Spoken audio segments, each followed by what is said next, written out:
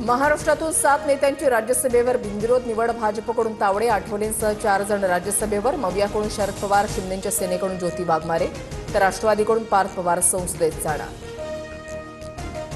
बिहारचे मुख्यमंत्री नितीश कुमार राज्यसभेवर. अमित शहांच्या उपस्थितीमध्ये उमेदवारी अर्ज. बिहारमध्ये भाजपचा मुख्यमंत्री होणार असल्याची चर्चा तर निशांत कुमार यांची उपमुख्यमंत्रीपदी वर्णी लागण्याची शक्यता.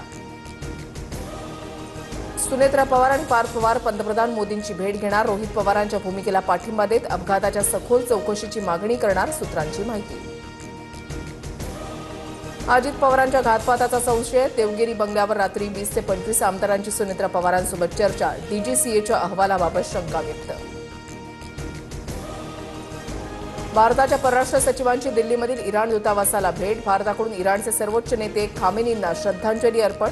परराष्ट्र सचिव विक्रम मिस्रींकडून शोक पुस्तिकेवर स्वाक्षरी. धर्मांतर विरोधी कायद्याला राज्य मंत्रिमंडळाची मंजुरी. दोषी व्यक्ती किंवा संस्थेविरोधात अजामीनपात्र गुन्हा दाखल होणार. लवकरच विधानभवनामध्ये कायदा पारित होणार. 30 जूनपूर्वी शेतकरी कर्जमाफीबाबत निर्णय जाहीर करणार. मुख्यमंत्री फडणवीस, शिंदे आणि सुनेत्रा पवार निर्णय घेतील. कृषी मंत्री दत्तात्रय भरणेंची माहिती.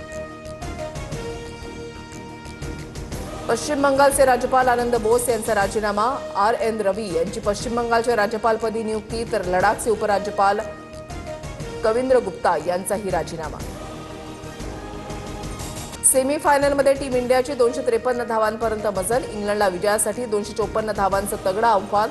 संजू सॅमसनची 89 धावांची झंझावाती खेळी तर शिवम दुबेच्या 43 धावा.